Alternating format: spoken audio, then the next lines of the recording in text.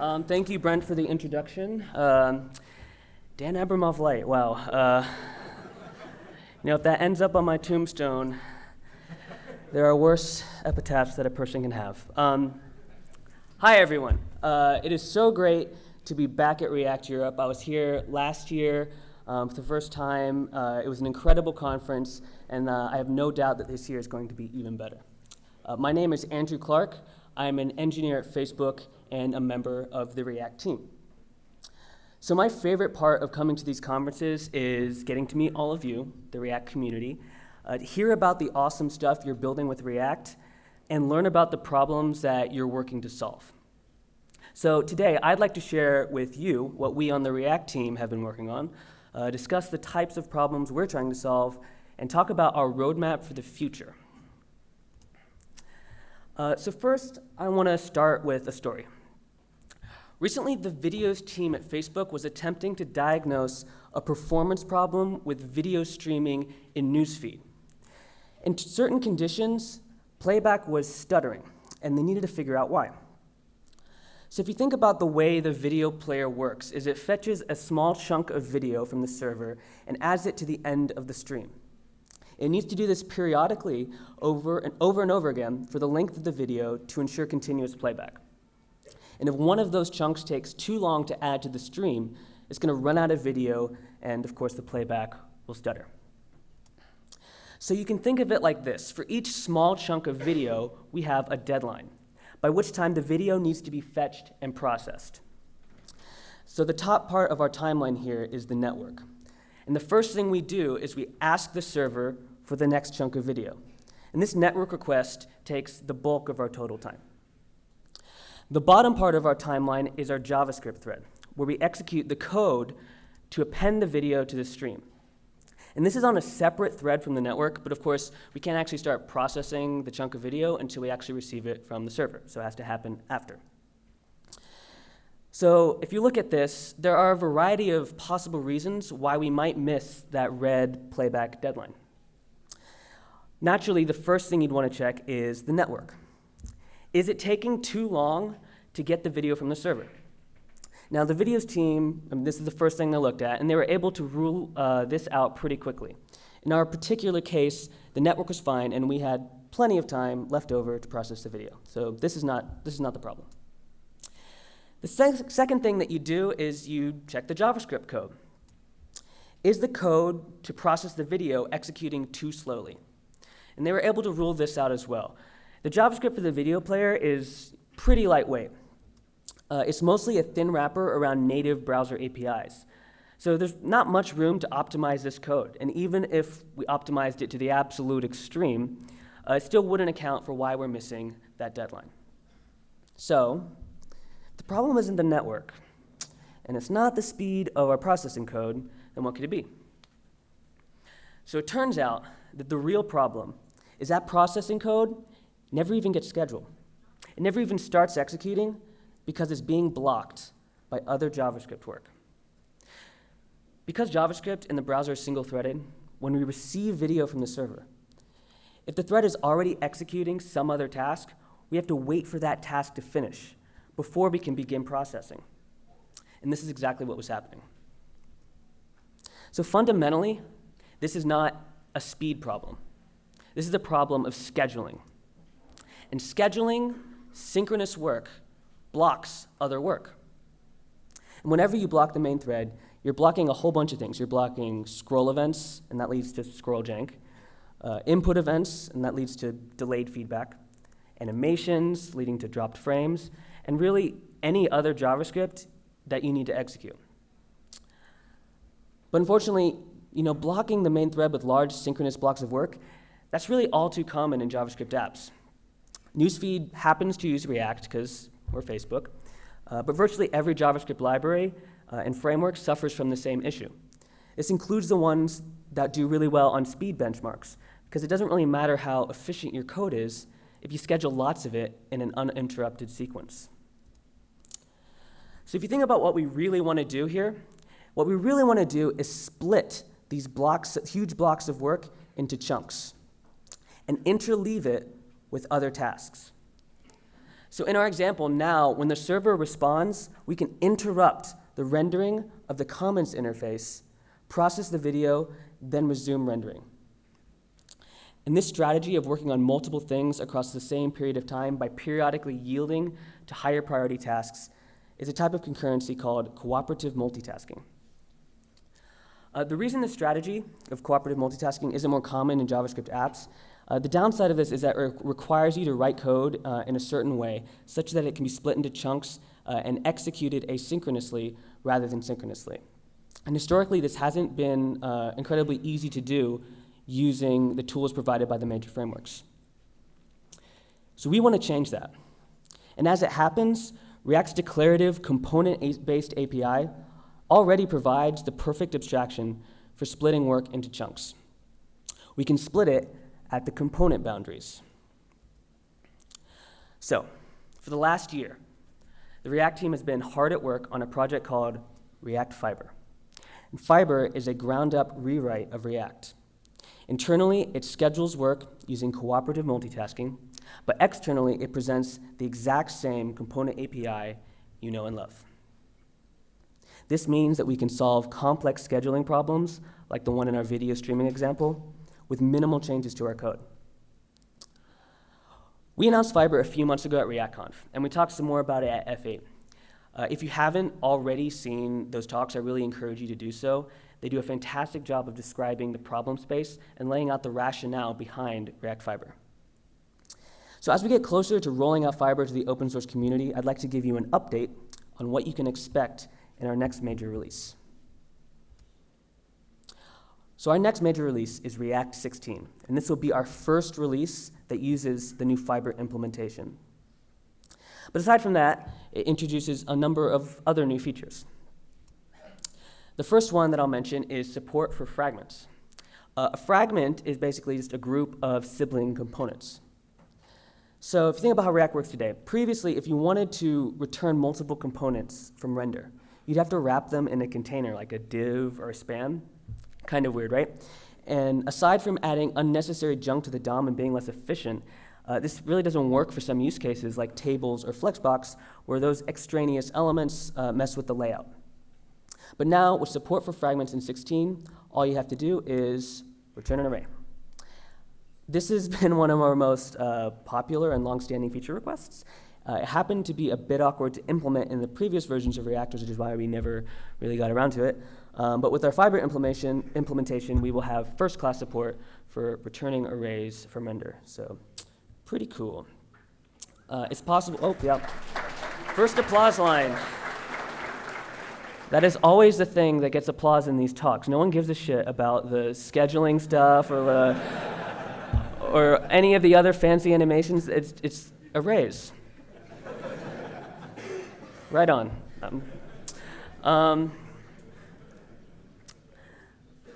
So it's possible that we'll even add a special fragment syntax to JSX to distinguish these fragments from dynamically generated arrays. The reason here being is that one downside of how it works currently in the current alpha is just like any other array in React, you have to add a key to each child to avoid the key warning. So we're thinking of adding some special syntax to JSX so that we know that this is not a dynamically generated array and we can avoid throwing that key warning. Similarly, it has nothing to do with fragments necessarily, but we have another supported return type from render, and that is strings. So you can now return strings from render too. You don't have to wrap things in spans all the time. Cool. Next I'll mention, also coming to React 16 is improved error handling. So today when a JavaScript app, not just a React app, but really any JavaScript app, throws an error, maybe you made a typo, maybe you undefined is not a function or undefined is not something. When you throw an error, a few things may happen in your app depending on the nature of the error and where in the program it was thrown. Sometimes it just totally crashes the app, right? Just totally breaks your app and the user just has to refresh the browser and start over in order to keep going.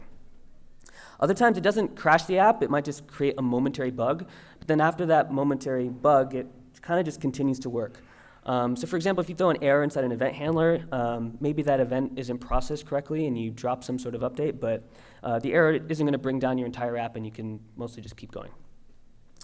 Then another possibility is that the error leaves the app in this like half-broken or inconsistent state, where some parts of the UI might still be responsive. For instance, you might be able to type into a form field, but when you try and submit the form, nothing happens, or just this confusion.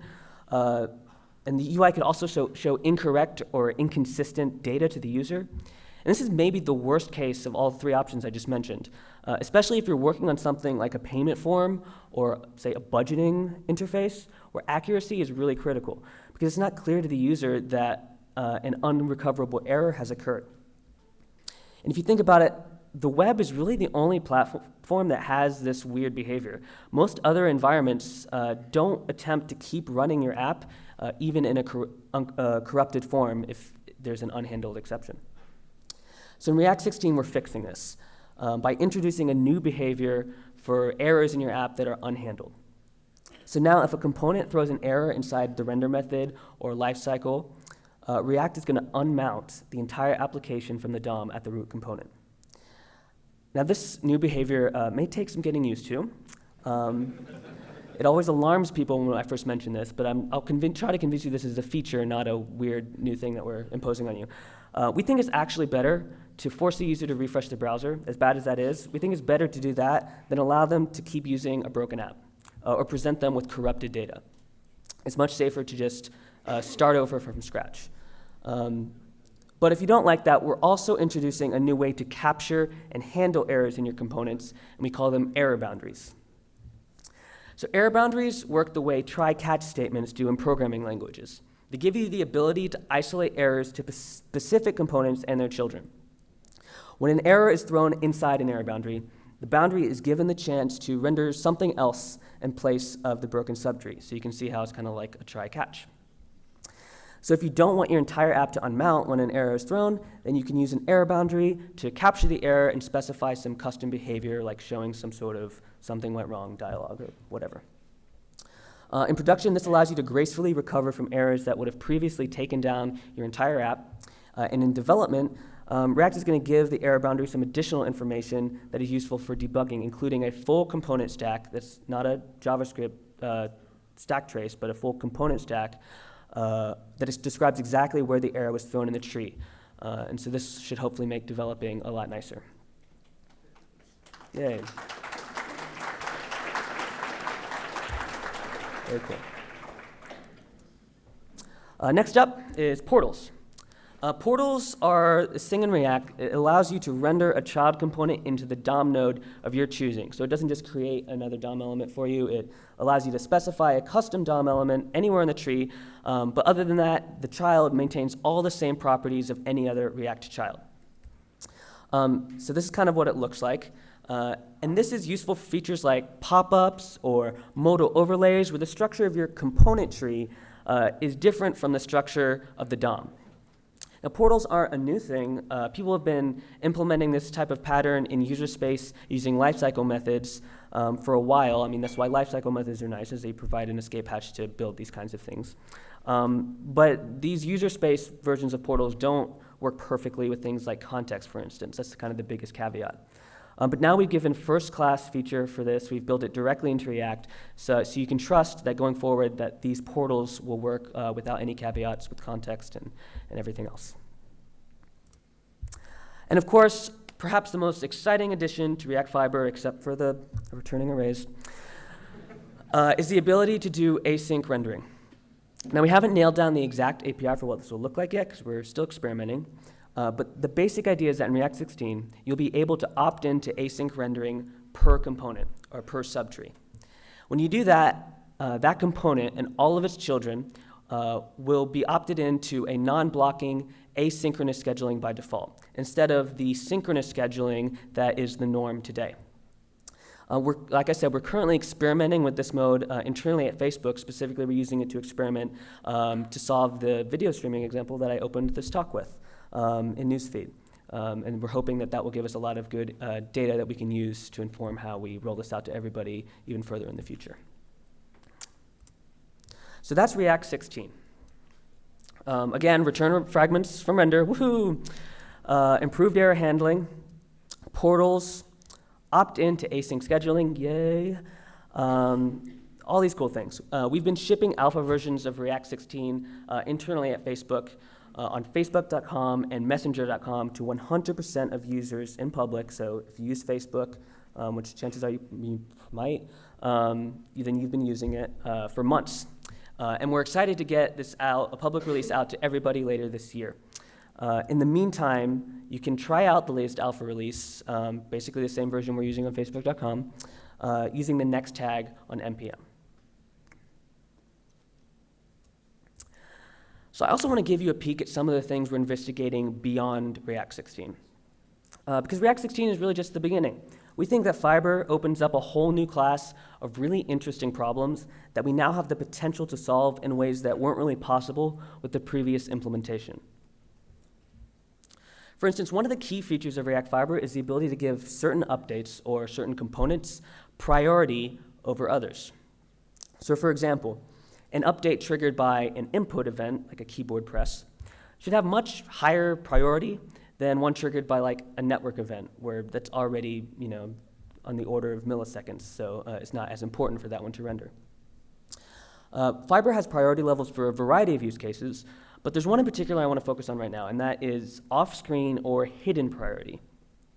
So off-screen priority is a really, really, really low priority that you can give to components that are hidden from users.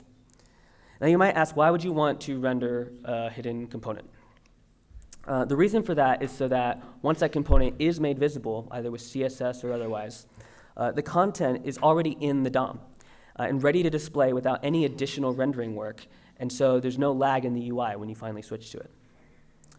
Now again, this is another feature, if you implement it today using current React, the problem is that that hidden content has equal priority to the visible content, which effectively means that the hidden components are stealing resources from the visible ones. It's slowing down the visible part of the screen. Not good. It makes the initial render slower. But with React, with off-screen priority in React Fiber, hidden components are only rendered after all of the visible components have finished rendering first, so it doesn't steal any resources from them.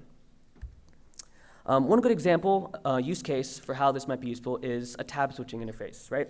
Where only the active tabs content is visible. You want to render the inactive hidden tabs into the DOM before the user switches to them to avoid any noticeable lag in the rendering. But you don't want the hidden tabs to steal resources from the visible content and make the render slower. So off-screen priority gives us the best of both worlds. And there are a bunch of other use cases where this same concept can be applied, like modals or pop-ups. One really interesting one is list components. So high-performance list components, they basically all use a strategy called windowing. That's on native, on web, whatever. That's where in a large list of items, you don't render every item, right? Only the ones that are in or near the visible window. And that includes an overflow buffer of components below and above the visible window so that they're ready to display once the user starts scrolling. Deciding how large that buffer should be involves kind of a similar trade-off as the tabs example, right? If the overflow buffer is too small and you scroll quickly, you could start to see gaps in the list as it struggles to keep up and render the next items. But if the buffer is too large, now you're wasting resources and stealing them from the visible items, and your scroll performance is going to suffer, and it's going to feel really janky and awful. So as in the tabs example, with Fiber, we can render more hidden items into the DOM without stealing resources from what's visible.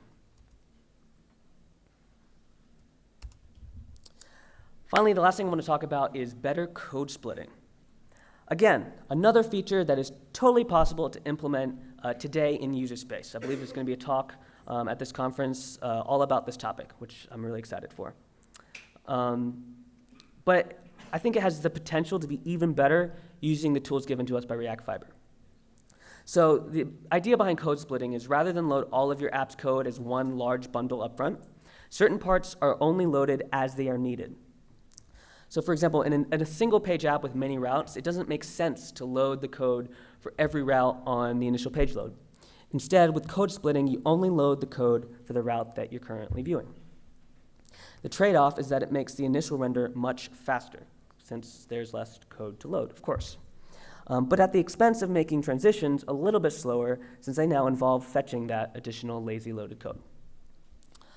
So one of the things that you have to consider when code splitting is where to draw the lines where you split. If you draw them too coarsely, like all the way up at the route level, that limits the amount that you can split your bundle, because the code for a single route might actually still be pretty big. Also, crucially, it also means that you can't start rendering anything to the screen or start any rendering work at all until the single component for that route has loaded.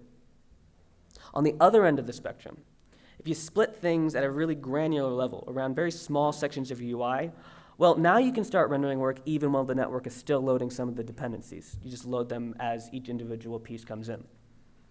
But the problem with this is that you get this weird cascading effect, where like different parts of your UI appear at different times, and it creates a really jarring user experience, not at all what you want.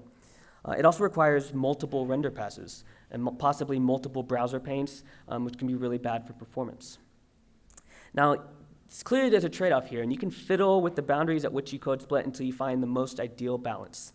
But currently, there's really no way to escape this fundamental trade-off between a smooth user experience where those related components pop into place all at once, and the ability to start rendering even while some dependencies are still loading.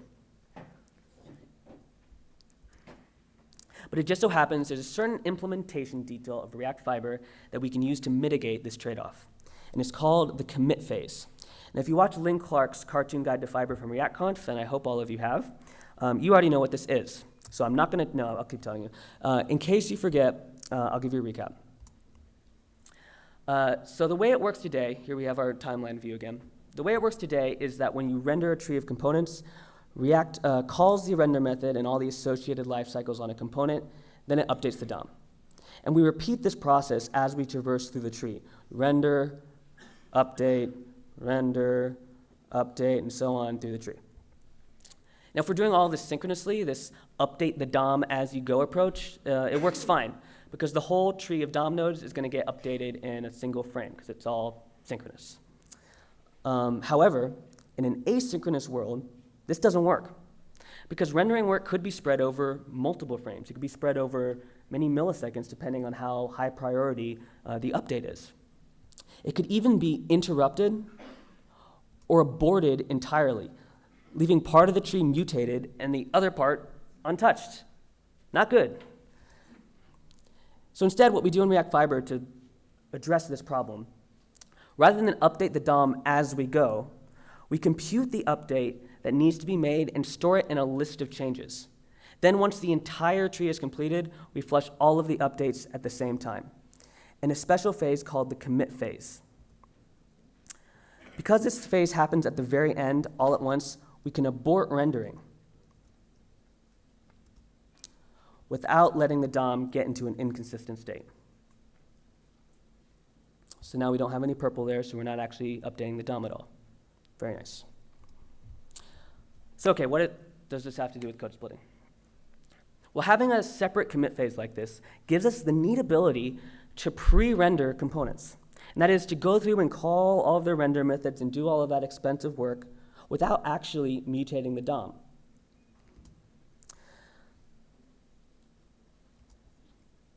So now, with code splitting, we can fetch resources from the server and start doing some rendering work in parallel without having things appear on the screen at different times by deferring the commit phase, that purple right there, until all the dependencies have resolved.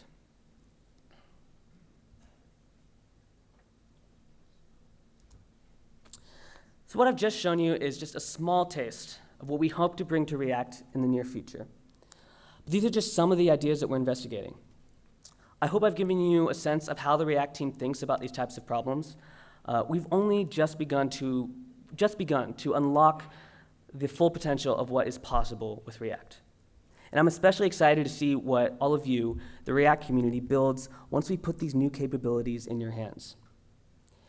There's never been a more exciting time to learn React, to release an open source React library, to be a React developer.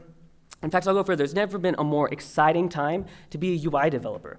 The people in this community, in this room here today, are changing the future of how we build user interfaces on web, on native, on VR, on whatever Ken Wheeler is working on in New Jersey right now. Who knows what else the future holds? We have a really fantastic group of speakers. I'm very excited. We have talks on code splitting, state management, static typing, streaming server renderers, what? WebAssembly and what that means for React. Double what?